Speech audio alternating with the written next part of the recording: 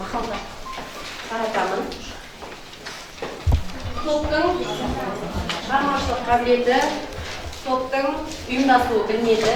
Енді бері қарай түсініп алайық. Бұл тапсырмада ыммен түсіндір деген тапсырма. Алдарыңызда мақал тұр.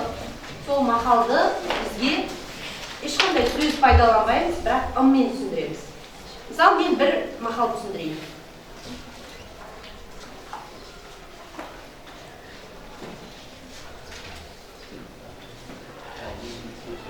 О, қалай? Етекке соқа. О, етекке соқа бетке. Түсінікті ма тапсырма? Бастаймыз. Бір-ақ минут уақыт беріледі. Дайын болып шыға беруге болады. Дайын болып шыға беруге болады. Тез-тез. Екі адамдық не қылуға болады?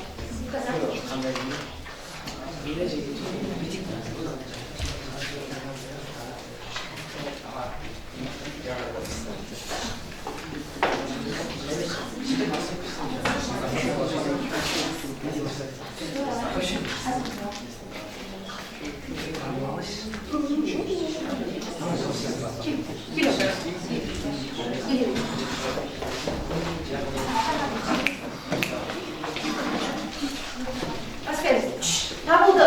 Ойлап тұрамыз. Айдар.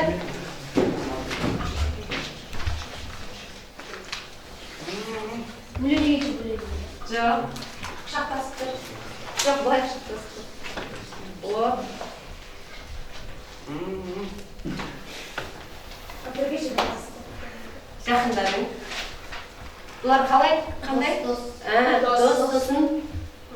Тату. Доспен жеген асты. Тату. Айтау. Тату үйдің тамағы тәтті. Келесің. Ешқандай ұшы.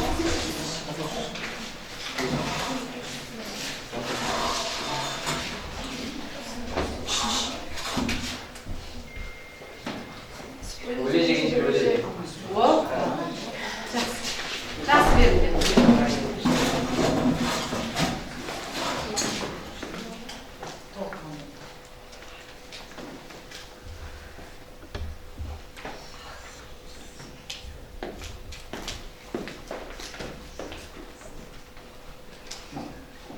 Емекен аппатқа. Жоқ. Бұл бұлай. Мен берейін, я.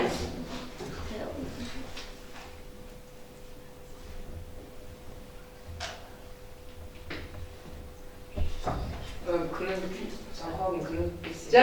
Жоқ, асқа байланысты, тағам байланысты бүгін біздің тақырыбымыз. Қай кезде тамақ жеп жатырмыз? Сонда ол қай ас?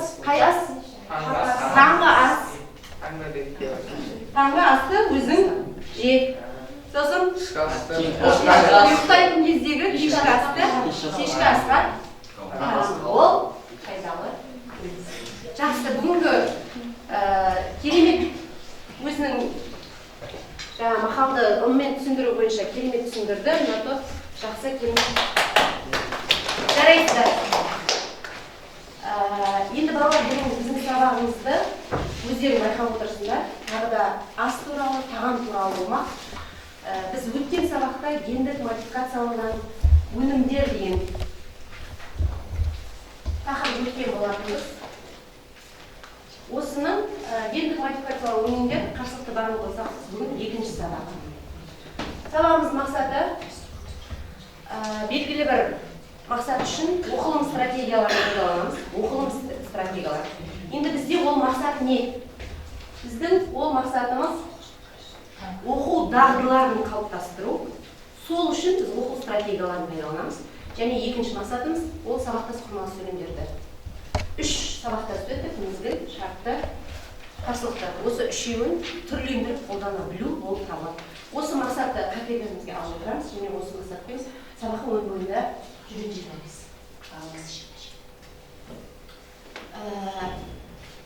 Гендік модификацияланған өнімдер жалпы біз өткен сабақта да айттық. Өткен сабақта біз бұл өнімдердің несін айттық? Қай тұсын айттық? Пайдасын. Пайдасын айттық. Енді санамалық айтайық. Гендік модификацияланған өнім не бірінші? Не берейікші? Не ол қандай өнімді айтамыз? Қандай өнім?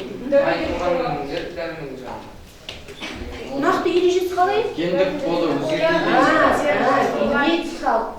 тұрғыдан өзгертілген, адам қолымен өзгертілген өнімдер, олар гендік модификацияланған өнімдер деп аталады. Енді бұл гендік модификацияланған өнімдердің кеше бір пайдалы жағын айтты. Қандай пайдасы? Дәрумендерге толы. Кейбірі болады, дұрыс, дәрумендер болады. Екінші, әлемде қазір қандай мәселе тұр, проблема тұр? Өнім не істейді? Өнім көбейеді.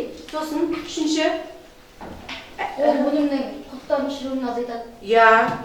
біз шірмеген, ешқандай залалы жоқ өнімдер жей аламыз. Жақсы. Сосын жерді не істейміз біз? Жерді құнарландырмаймыз, жерді эрозиядан сақтаймыз. Яғни сен жылда жаңа жерге екпейсің, жылда сол жерге ексең де гендік модификацияланған өнім өзінің өнімін береді. Сосын енді осыдан қорытынды бір түйін шығар. Әлемдік неден қорғаймыз, неден құтыламыз? Қазір алдымызда адамзаттың алдында тұрған әлемдік мәселе, ол азық-түліктің тапшылығы болашақта болады деген болжам бар. Сондықтан біз осы гендік модификацияланған өнімдер арқылы біз осы аштықтың алдын алуға болады. Әлемде қазір қанша ел бар ашып отырған. Солар үшін де бұл пайдалы. Ал енді қалай ойлайсың? Бүгін біз қандай жағдайдамыз? Зиянды. Зиянды жағы болуы мүмкін деп ойлайсың, енді бүгін біз мәтіннің бәрінде гендік модификацияланған өнімнің зиянды жақтарын қараймыз. Жалпы әлем бойынша ең көп генетикалық модификацияланған өнімдер бар екен. Бұл жүгері, соя, мақта, күріш, папайя, рапс, картоп, қызанақ, сүт өнімдері және бұршақ өнімдері осы гендік модификацияланған өнімдерге жатады. Кеше біз оны айттық, қалай модификацияланады, клондауды пайдаланады, кейбіреуіне вирус арқылы енгізеді деген нәрсе ішінара айттық кеше сағаттарда. Солай ма? Жақсы, енді біз осы зиянын білу үшін 6-шы тапсырманы оқимыз. Оқулық бетіндегі 73-ші бетте 6-шы тапсырманы оқимыз. Дауыстап оқу пайдаланамыз. Бізде маған оқиды. Гендік модификацияланған организмдер гендік кодына бөтен гендер жабыстырылған ағзалар. Мысалы, картоп генінің қатарына сарышаян генін қосу нәтижесінде біз ешқандай жәндік жемейтін картоп түрін аламыз. Немесе күнделікті пайдаланып жүрген қызанақ алсақ, оған солтүстік түйетабанының генін пайдаланған. Енді ол аязға төзімді түсірмейді. Бұл бізге не үшін қажет? Айтып өткен картоп өнімі колорад қоңызынан зардап шекпейді. Ал қызанақты солтүстік аязында да өсіруге болады. Сонымен қатар бір пішінді, бірақ дәмсіз алмалары әбден шіріп біткенше керемет иіс береді. Қазір байқап қарасақ, сатылатын жемістердің сондай әдемі, біркелкі және ұзақ сақталатын болып келеді. Күріш геніне астық тұқымдастарында бұрын болмаған А дәрумендерін өндіретін генді қосуға болады. Осылай ғалымдар дақылдардың өнімділігін арттыру үшін, зиянкестерге төзімді болу үшін аз уақыттың ішінде жаңа сұрыптар шығаруда. ГМОның қауіптілігі гендердің орналасуына байланысты. Гендердің өзгеріске ұшырауының белгісіз улы заттар түзіліп, адам мен жануарларда аллергия тудыруы мүмкін. Құрамында ГМО бар, азық өндірушілеріне өте көп табыс әкеледі. ГМО және трансгендік азық-түліктің қауіпсіздігін тексеру негізінен өндіруші есебінен жүреді. Сондықтан ол объективті болып саналмайды. Кейбір ғалымдар ГМОны қауіпті дегенде естігілері келмейтіні сол себептен болар. ГМО азықтарын пайдаланудың зияны өте қауіпті. Аллергиялық реакциялардың пайда болу мүмкіндігі бар. Мысалы, ақш халқы ГМО өнімдерін еркін қолданады. Аллергиямен ауыратындар саны 70% құрайды. Ал Швецияда аллергияға ұшырайтындар 7%, өйткені бұл елде мұндай өнімдер қолдануға тыйым салынған. Трансгендік өнімдерді пайдалану асқазанның сілектейлі қабатының құрылымын бұзады. Жасушаларды мутацияға ұшыратады. Зат алмасудың бұзылып, иммунитеттің төмендеуіне әкеледі. Гендік модификацияланған азық-түлік 20 ғасырдың биологиялық саласындағы үлкен жетістігі. Рахмет. Біз бірден бүгінгі тақырыпқа сай ГМОның зиянды жағына тоқталайық. Бірінші, біз нені ұқтық, құлағымыз шалды, нені шалды? Аллергия шақырады. Екінші, генетикалық жағынан жасушаларға зиян тигізеді. Сосын асқазан сілекей қабатын бұзады. Сосын аллергиялық реакциялар пайда болуы. Тағы қосуға болады, ол қазіргі антибиотиктерге әсер етпей қалатын болады, осындай нені қосуға. Жақсы, бұл мәтін бойынша мен мәтіннен кейінгі тапсырма бергім келіп тұр. Осы мәтіндегі ақпаратты пайдалана отырып, біз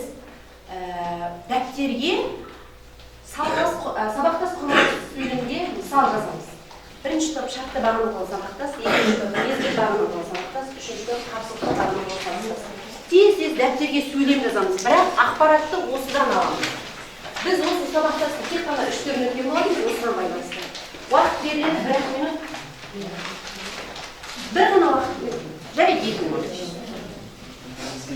Ақпаратты ішіне байланамыз. Қанша құра аласың? 2 құра, 3 құра, жылдамдығына байланысты.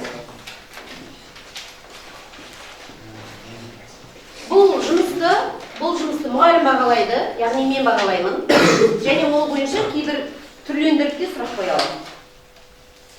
Мен тарапымнан бағаламайды.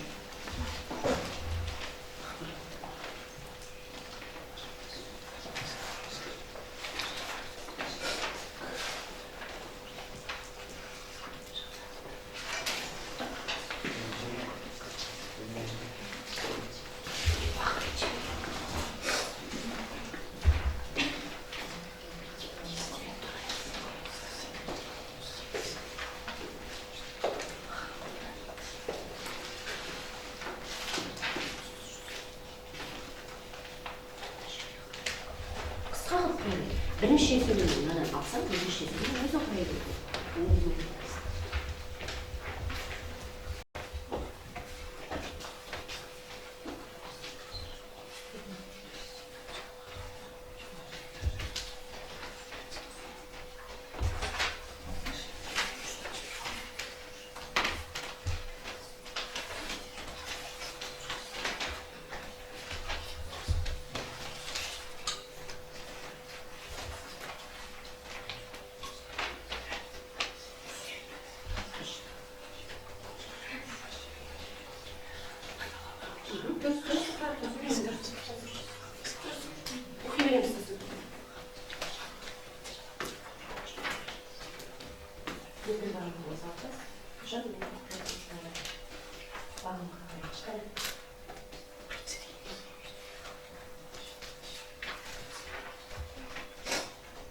Dürüst, sınat dürüst. Vakt oldu. Basayım mı? Al basayım. Konuşayım mı? Dürüst. Biz құрамында гмо бар өнімдерді қолданбасақ, аллергия шығуын алдын аламыз. Дұрыс. Егер біз қолданбасақ, гмо өнімдерді, онда Аллергия шығуын алдын аламыз. ұшырамаймыз, иә? Олай да болады. Немен жасадым баяндау үшін? Сақ, шартты, дайын жасадым. Оның зияны жоқ болса, ретидатымен салмас еді. О, дұрыс. Егер деп тұр. Дұрыс. Бар ма? Нұрай, айтамын. Адамдар трансгендік өнімдерді пайдаланса, бұл жануарларды мутацияға ұшыратады. Егер пайдаланса, дұрыс. Сасенің мезгіл жасайтындар жері бар ғой, байқау керек, иә? Ол ма бар ма оқитындар? Жақсы, келесі. Ана мен гмоға тағымдап жеп болғанымша табиғи өнімдерді жегені дұрыс. бағынқым немен жасадың? Ша, ойланған, есім шеге ша жалған. Жақсы, бар ма тоқтап? Айтамын. Айта бер. Дұрыс шығар. Айтамын. Мен гмоның пайдасы болса да, оның зияны да бар. Гмоның пайдасы болса да, оның зияны да бар. Енді баста. Жақсы. Енден өзгеріске ұшыраса, белгісіз ол заттар түзілейін деп тұр. Жақсы сөйлем бұрады. Егер сасеге қарсылықтыдан не қосамыз? Да, деншыларын қосамыз дейді. Әймет бар ма? Ал кәдімге. Сымбар кетті.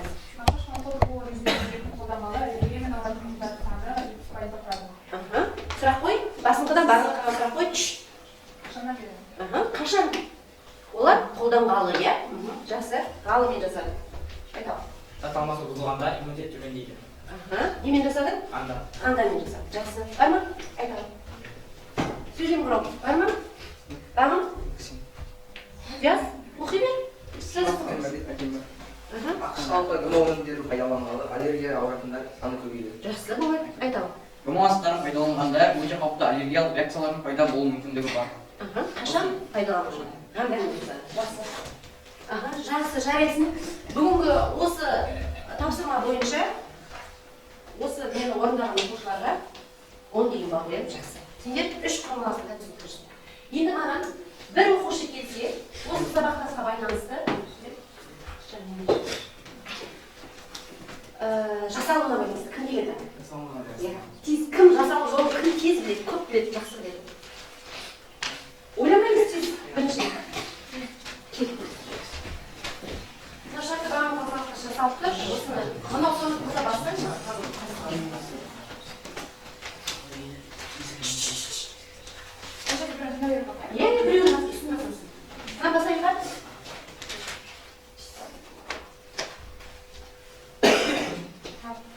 Мынаны басамыз. Дұрыс екен. Жоқ, мынаны таппайды. Салғамда мүмкін.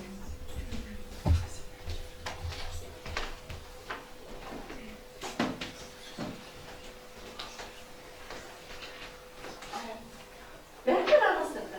Жарайды, мезгіл таптым деп тұр, атаңшы. Тез екен. Ой, тапсақ деді. Ага, баса берсін енді. Кетпек.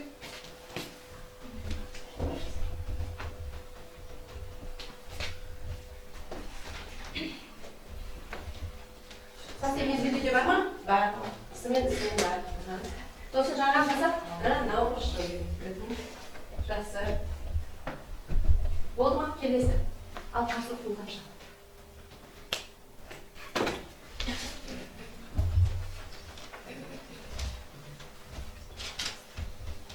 Дұрыс? Сәсемен шартырсың. Өтір. Қасырас, көмесен арабай. Қарай.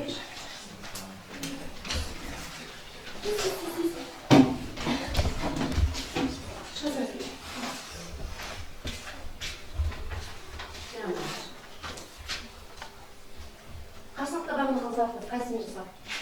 Аха. Дұрыс емес. Жоқ па? Жоқ. Дәдемін жасалма шақтай? Соседейін дәдем? Иә? Көрек келесін. Шарттың тапшы да. Шартты қалына. Шартты.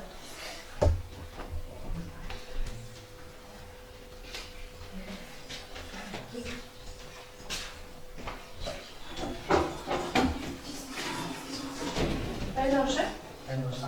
Үпәсін қысып. Дамыға шарты? Мынау шарттары болымсыз түрінен кейін жасалма? Бармайды. Осы емес. Дұрыс емес. Мезгіл тапшы да.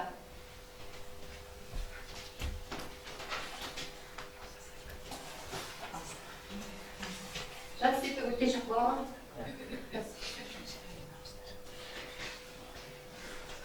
Бәлден көмектес болмайды. Нөші. Ол? Өңді, иә? Шарттары болымсыз түрі деген әкелін, мысал? Шарттары болымсыз түрі. Болымсыз етістен деген шарттарын қойлайыншы. Бар, ма, са. Ау, анағының мынадай жүріпсі, абай су, бұл түнді де ұйқысы, анағынан сыған болмаса, бұл түнді ұйқысы өткізді деген жоқпыз ба? Сонда ол не болады? Одан қарсылықты болады. Кеттік. Мен несінші көмектесектігі, барғанмен. Мен барғанмен бітір алмадым жұмысты. Қарсылықты. Жат істектік өткен шақ. Мен барғанда. Мен бермеймін. Дұрыс емес. Жат істектігінен өткен шақ есімше. Барғанда. Шарттайын болымсыз түрі тағы да. Қарсылықты. Бағынқының баяндаушы сәсе тағы да. Шартты. Шамал қималық, е? Алға. Қалықтасын түрлерге. Жақсы. Енді, бала, мынадай сұрақ. Біз осы мәлімнен ғылымның зиян туралы білдік ба? Толық ақпарат алдық па? Толық ақпарат. Не бар сенде? Не білгің келіп тұр? Жануарларға кеп көргенде не болады?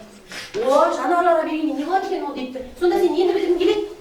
Зерттеуді білгің келеді. Тағы не білгің келеді? Не үшін оларды құрттар жемейді, шайындар? Соны білгің келеді. Тағы сен сақтанғың келе ма? А? Не іші? Әсаттың пайдасымен зиянында болады ғой. Жақсы көрейік. Бөліп алып тез-тез. Қосымша ақпарат. Мәтін оқи береміз. Бөліп алып тез-тез бөліп алып. Мәтінмен тазамыз іштей оқу. Несін пайдаланамыз? Іштей оқу. Бұлда төрттағы төрт стратегия несі бойынша біз мәтінді оқып негізгі ақпарат бойынша жұмыс жасаймыз. Негізгі қандай ақпараттар бар, соған қараймыз. 2 минут уақыт жетеді. Қандай негізгі ақпараттар таба аламыз? Біз оқу дағдылар тапсырмасын бастадық. Осы тұста айтып кетейін. Әркім өзін-өзі бағалайды бұл жерде. Бағалау пара берілген. Бірінші топта ақпаратты таба аласың 1 балл. Маңызды болса ол 2 балл болады. Осы жұмыс орындап болғаннан кейін табамыз.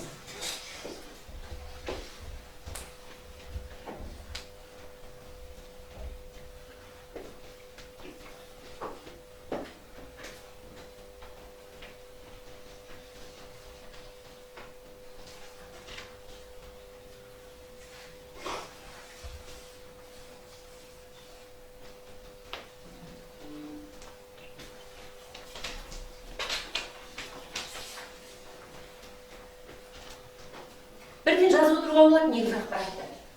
Бірден жазып отыру. Дәптерге жаза берші маған жұмыс. Дәптерге жаза берші. Бірден таптың ба негізгі ақпаратты жазып отыр. Сізбен таныстырасың қазір. Өйткені сенің мәтінің бұл топта жоқ, бұл топтың мәтіні бұл топта жоқ.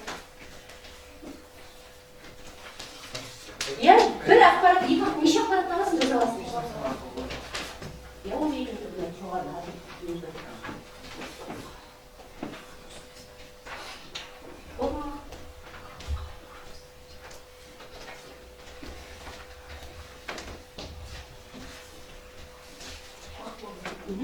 Al basayım. Бірінші топ. Айтайын. Бірінші мәтініңді айт, не туралы екен? Біздің мәтін ғұмыр саласындағы зерттеулер жайлы. Ол өзіңе келген екен. Ол жерде ең алғаш қандай өнімдерді шығарды, қай ел шығарды және қай елде толықтай разренді өнімдер тыйым салынған және қай елде жасауға Мазмұнмен таныс. Ақпаратты айтшы. ақпаратқа ең бірінші разренді өнімдерді шығаруда 80-ші жылдары Американың әскери қорғаныс күштеріне бағынышты мансат компания Болды, бір ақпаратты. Тағы айтасың ба? айтамын. Бұл өнімдерді шығаруға және пайдалануға тыйым салынған елдер Австрия, Венгрия, Греция, Польша, Болгария, Люксембург және Италия. Жақсы. Айтамын. Екінші тағы. Екіні айт, екіні. Құманды өсіруге жасауға тыйым салынған елдер, бірақ тамақтану мен мал азығына және ғылыми экспедицияларға қолдануға рұқсат берген елдер 30-дан астам елдер. Жақсы. 30-дан астам ел бар. Үшінші. Бір айт. Құмар өнімдерін өсіруге және өсіруге рұқсат берілгендерге ақш, Қытай, Америка Әсіресе ақш пен Қытай көш бастап тұрады. Айтамын. Қандай ақпарат? Жансәлек, қандай ақпарат? Зерттеулер қандай жүргізді? Астына сұрақ қойшы. салынған дақылдардың қоректенген қызметті жаңалары және олардың барлықтан ағзалардың патология өзгерістері анықталған, олар әртүрлі ғалымдар анықталынған. Жақсы. Зерттеулер. Қандай зерттеулер жүргізді? Айта қойшы. Зерттеу жүргізген ба? Неге ойықты жүргізді ғой? Не істеді? Мысалы, Британия ғалымдардың генетикасы модификацияланған картопты, ал Италия ғалымдары сояның, Австрия ғалымдары асқұршақтың, француз зерттеушілері жүгерлі жануарлар ағзасына қауіпті екендігін дәлелдеген. Неге ойықты айтшы? Ресей не істеді? Ресей экспедициялерде олар егеуққа соя қоректенді және соның кесірінен егеу құйрық ары қарай ұрпақ жалғастыра алмайды. Әдіс ұрпақ дүниеге әкелген. Жақсы. Сонда біз жалпы әлем бойынша қандай зерттеу жүргізген соны білдік және қай елдерде көп қолданады соны білдік, иә? 3 топқа бөледі екенбіз. Ғұмыр пайдаланатын елдерді әлем бойынша 3 топқа бөледі екенбіз. Осыны білдік. Келесі. Бастайық. Айтамын. Біздің тақырып елімізде ғұмыр туралы заңдар не дейді? Заңдар не дейді ғұмыр туралы? Біздің еліміз қалай? Бірінші ақпарат 1998 жылы Қазақстан үкіметі гендік модификацияланған бидайды еліміздің аумағында жүргізуге тыйым салған. Тыйым салған заңдар екен. Жақсы. Айтайын, иә. Жақсы айтайын. Қазақстанда құрамында гендік модификацияланған өнім бар өнімдердің міндетті таңбалануы енгізілген. Егер ол өнімде ГМО болса, оған не қылу керек, таңба басылу керек. Жақсы, ақпарат дұрыс. Отырып айтайыншы тезірек. 2005 жылғы 8-ші шілдедегі Қазақстан Республикасының заңының 19-3 бабының 5-ші тармағына сәйкес генетикалық түрлендірілген тамақ өнімдерін бюджеттен қаржыландыру, бюджеттегі қаражатты пайдалануға рұқсат етілмейді. Қандай заң? Сонда сен бір заң айтсың осы ГМО-ға қатысты. Қалай? Агроөнеркәсіп па? Осындай заң бар екен. Жақсы. Тағы қандай заң бар екен? Дамир, Ақжол сөйлемей тұрмыз. Тағы қандай қайдан бар екен? Ақпарат табу деген. Көресіз ба? Қай жыл тапты бізде елімізде бірінші рет? Қай жыл тапты?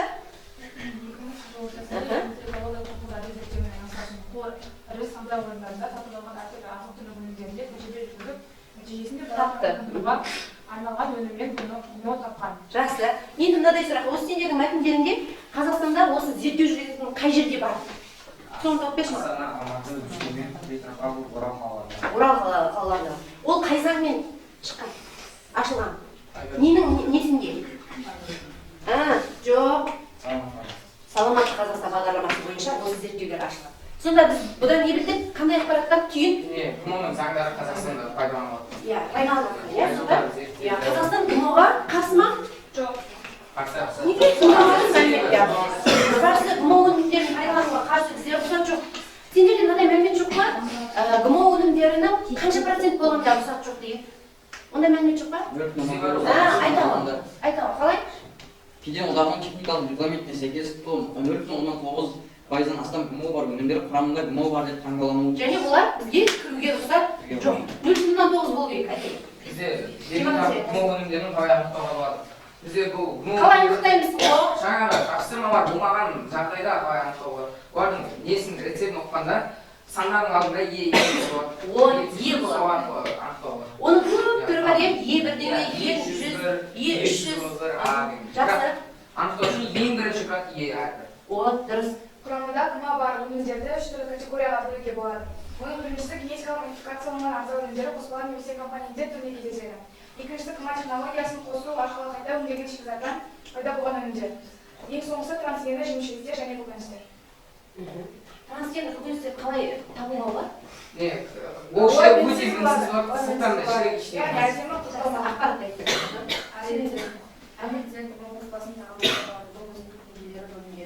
Мысалы, Жапонияда 5%, кейбір Еуропа елдерінің зерттелген 9%, ақш-та 10%, мұнда қоспасын пайдалануға рұқсат етілген. Қалай екен, неше пайыз екен? Қазақстан қолданышта ақш-та неше пайыз? 60-70. Общий қолдан.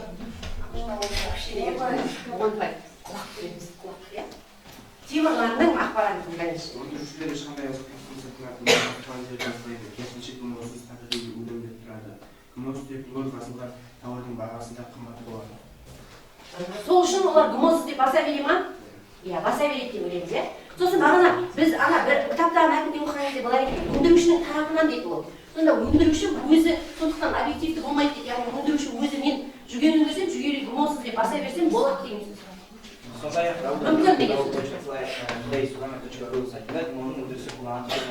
маңызды. Олар Cell Launch, Nestle, H-Foods, Coca-Cola, McDonald's, Carlton, Mars, және тағы да басқалар. Компанияларды айтасыз. ГМО өндіретін компаниялар. Бір айтып берші, жаңа айтпағандар. Сен айтшы, айтпағандар. Айтшы. Бануэльде бар екен. Айтсай, Салин айтшы. Неде бар екен? Пепси-колада бар екен. Лейсте бар екен.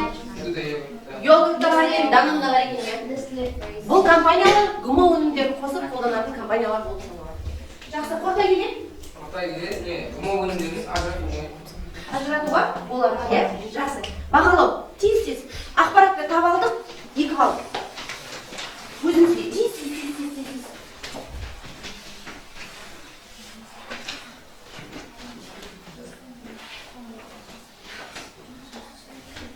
Болма, келесі стратегия бойынша біз түсінік оқу стратегиясы, дәл осы мәтін қайтадан мәтіндемей, бұл мәтін бойынша, бұл түсінік оқу стратегиясы бойынша көтерілген мәселені табамыз, негізгі ойды табамыз, мәтінді жазуда автордың мақсатын табамыз. Бір оқушы ананы, бір оқушы мынаны пайдалануға болады. Бір рахмет уақытта. Я дәл сол мәтін. Негізгі ой көтерілген мәселе автор айтып келген автордың мақсаты. Не мақсатпен жазды мұны?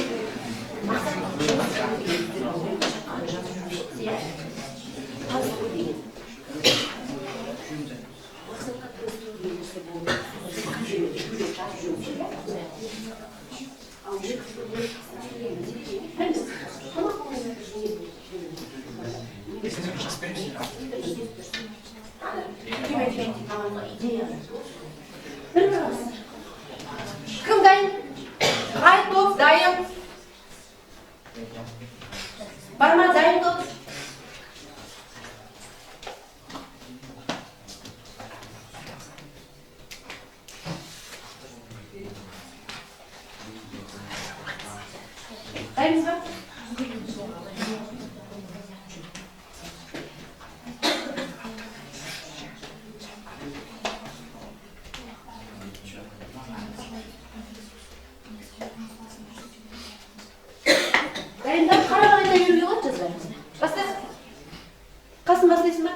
айтамын. Ең мәніндегі ол көтерілген мәселе ол соның жануарларға зиян әкелетіні. Жануарларға не? Яғни жануарларға эксперимент жасаған ол кезде гумонның Оны адамзат не үшін жасап отыр? ол адамдарға да зиян әкеледі. Енді сол зиян табу үшін ол тек зерттеудің құралы ғой. Гумонның бұл зиян екенін дәлелдеу үшін. Мәселе ма сол? Тағы тоқтырайық, отырайық. Отырып айта берейік, тағы ойланып. Жаңа не айтайын деп отырсың? Ал, жүш. Бұл жерде жұмыс саласындағы зерттеулер. Негізгі гумонның көптеген зияны бар екенін және оны біз жеткізуіміз келмейді, оны өзіміз таңдауымыз керек. Дейін де түсіп тұрма. Жарайды. Көтерген мәселе? Трансген өнімдерді мақсат Мақсат. трансген өнімдерін пайдалануға мақсат өнімдерді Көрсету, таныстыру, иә? Сосын зерттеулер қалай екен? Қай елде қалай жүргізілген екен сол туралы? Негізіне келгенде бұл зерттеулер мыңнан асады. Ғалымдар әлі де пайдасында зиянында қатар айтып келе жатыр. Толық тоқтам беріп, жоқ, гумон керек жоқ деген тоқтамға әлі келе алған жоқ. Осы нені көтерген мәселені айтып жіберейік? Ал тыңдаймыз. Көтерілген мәселе бұл мәтінде гумонға не халық арасында ажырату дейміз. Өнімнің гумонға или басқа табиғи өнім басынан ажыратып көтерген мәселесі. Ажырата алу деп ойлайсың. Жақсы. Тағы негізгі ой гумон өнімдерін анықтап ажырату өте оңай. бүйтіп тұр. Гумонның мына неге маркаға қарап сен ажырат деп. Сол негізгі. Мақсаты қарапайым халыққа гумон қалай ажырату таныстыру. Иә? Сен негізгі нені айттың? Мәселеге шамалы тоқталу керек, иә? Сен қалай айттың? өнімнің табиғи немесе гумондан жасалған ажырату. Қайталағым ғой. Мәселе гумон өнімдері бізде. Мәселені бір-ақ түйірсізден тіркеспен беру. Ал кеттік. Автордың айтқысы келген ойы? Негізгі ой ма? Иә. Мақсаты ма? Жазудағы мақсаты дейік. Не мақсатпен жазды? Еліміздегі арнайы мақсаттағы тамақ өнімдері, мысалы балалар тамағы, тағы көптеген гумоннан жасалған тамақтарды пайдалануға жол берілмейді. Негізгі ой айтып қалды. Мақсаты, автор не мақсатпен жазды? Гумон туралы заңды таныстыру. Иә, жеткізу. Мақсаты сол. Енді сенің айтқаның негізгі ойға келеді, бір қайталап.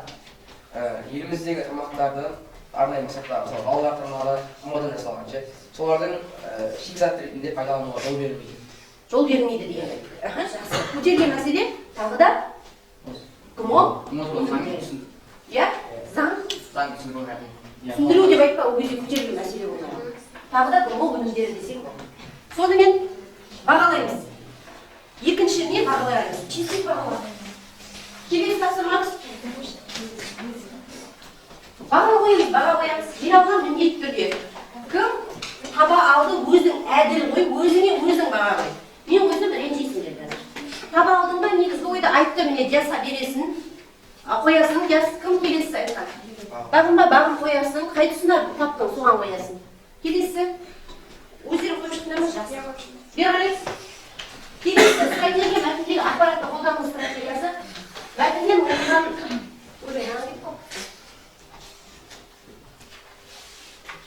формасын түсіну және бағалау. Енді бағалау.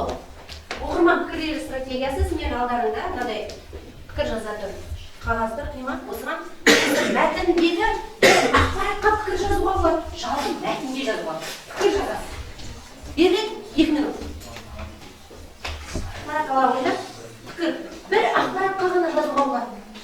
Немесе жалпы мәтінге пікір жазуға болады. Әлеуметтік желілерде пікір жазамыз ғой, иә? Өзің мәтіннің жаңағы оқыған мәтіні, басқа мәтіні. Міне 2 минут уақыт мысалы, мен аллергия тудырады деген. Келіспеймін деп жазу. Ол сен өзің айтқан. Болады мәтінде мәтін мысалы. Зерттеулерді жеткізеді. Мәтінге үшін ақпараттарымыз үшін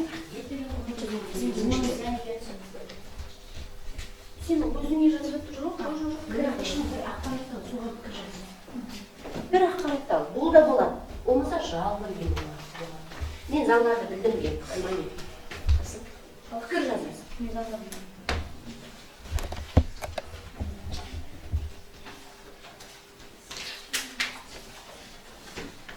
2000 жылдың ортасына дейін біз ГМО туралы келіп жатқанын елімізге білген жоқпыз. Бізде шекара ашық қоя кеденнен тексеріледі тағам, бірақ дегенмен де бізге өтіп жатқанын білген жоқпыз. Осыған жазуға болады пікір мысалы. Затінде жазылсын, мысалы 2000 жылға дейін сонда Қазақстан ГМО өнімдерін зерттеуді қолға алмаған деген пікірде бар.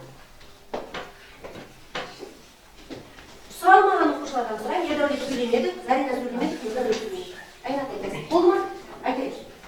Автор өзінің ойын толық жеткізе білді. Мен өзіме қажетті ақпаратты алып Сосын? Мәтін үшін? Олда болды, иә?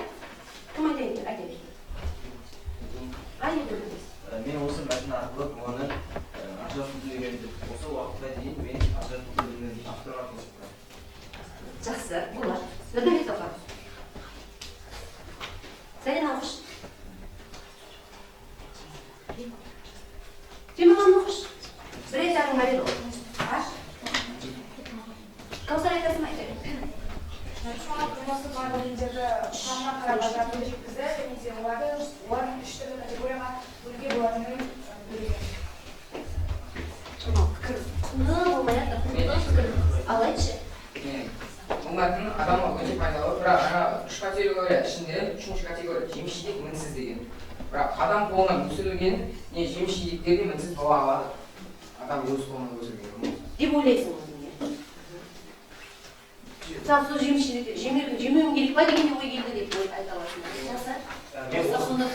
Мен осы мәтінде біз күнделікті қолданатын хозяйственный заттарға ГМО бар екенін білдім. Жақсы. Болды ма? Келесі. Қайтып, Жанерге бастаймыз ба? Арман айтсын. Арман пікір айтшы. Нұрпер жатайық. Мен коммунизмнің жасалған кезде нәтижесінде оқытке жауап беремін. Құнды пікір айта білейік. Ерасан, айта. Мен ГМО-ның қай жерде не арқылы қалай жасалуы тиімді зерттелгендер туралы біле алдым. Авторға рахмет. Жақсы жарайды. Галима? Ақпарат бізге көптеген жақсы ақпарат жайлы. Сол үшін Жарайды, Қасым? Мен жануарларға жасалған эксперименттердің 100%-ы қатерге аяқталғанын түсіндім. Соның арқасында ГМО өнімдерде өзін қолдануға жете қойдым. Айтасың ағарай? мен ГМО-ның Дұрыс деп есептеймін, ол пікір. бұл мәтінде ГМО саласында зерттеулер жайлы жақсы айтылған. Дәлелге көп рахмет. Бастайық. ГМО тағамдары 2000 жылға дейін Қазақстан аумағына өткен. Білдім дейсің бе? Сен не білдімге көшіп кеттіңдер бала? Пікірге көшпей жатырсыңдар. Құнды пікір айтайықшы. Бар ма? Құнды пікір. Кім айтады? Зерттеулерді басқа да орталық қалаларда ашуға болады деді мысалы. Бірақ ашылып кетті. О, бізде неге ашылмайды? Қызылорда қаласында неге ашылмайды? Осы нәрсе қолға алынса деп астына жазып жіберсең, сенің неңді оқиды да, мүмкін біздің Қызылордада зерттеулер ашылар. Жақсы, құнды пікір. Ислам, дым сөйлемеді.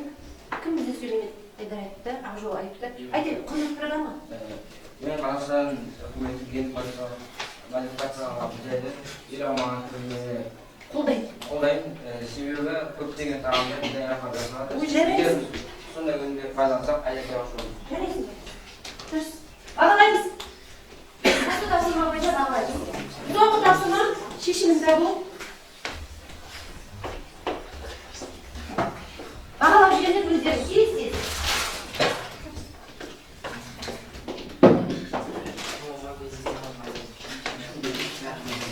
Арда ашылады, бізге мынаны оқып тез біреуден алып. Не істейтіндерін мен білмеймін. Мынадай марка жазып бер мынау. Қайсысы? Бізге керек сол. Сендерге тапсырма былай қарай, бер қарай, екі топ бер қарай. Шешімін табу стратегиясы бойынша оқушылар мәтіннен оқыған нәрселерді заман шындығымен байланысын айқындаймыз, қорытып шешім шығарамыз, өздерің бір ұсынуға да болады. Бүйтсе қайтеді, мынадай заң болса қайтеді, мынадай жаңағы зерттеулерді мынадай жүргізсе қайтеді деген бірдеңе ұсынасыздар. 1 минут уақыт. 1 минут. Тез бала. Тез.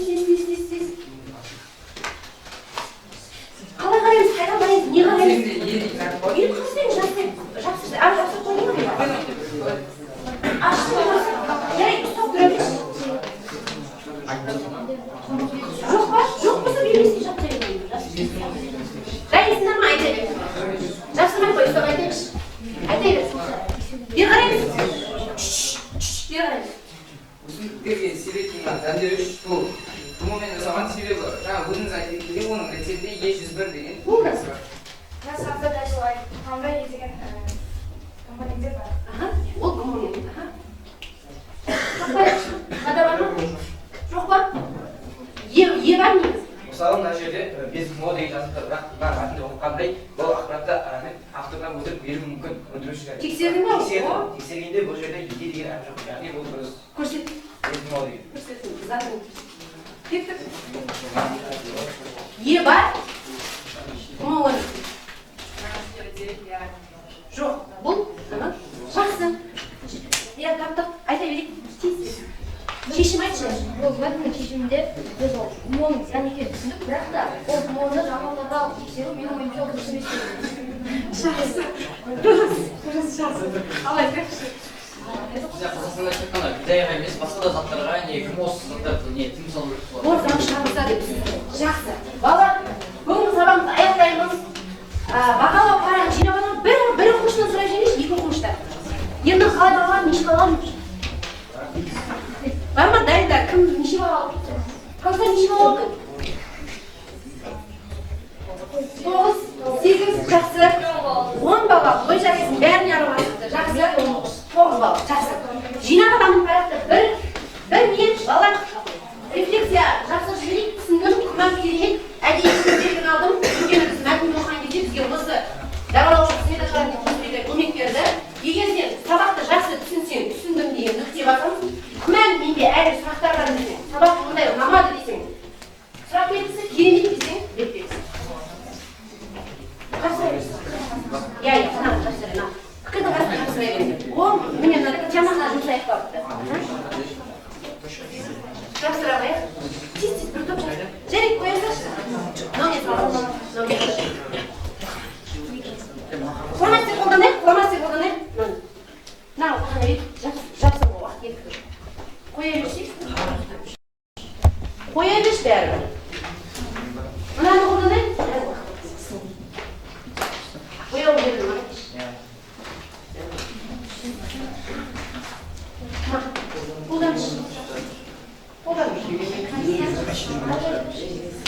Болды ма? Дайын топ бар ма? Бар ма? Көрсетеу. Бізде сабақ бойынша рефлексия жүргізді. Екі оқушы түсінікті, неше оқушы? 4 оқушы. Керемет деген Бес оқушы, керемет деген бала. Жақсы. Рахмет, балалар, бүгінгі сабағымыз осымен мәресіне жетті. Біз гендік модификацияланған өнімдерді білу арқылы және біз оқу стратегияларын пайдаландық. Біз мақсатымызға жеттік па? 4 дағдыны қалыптастыра білдік па? Рахмет, сау болыңыздар.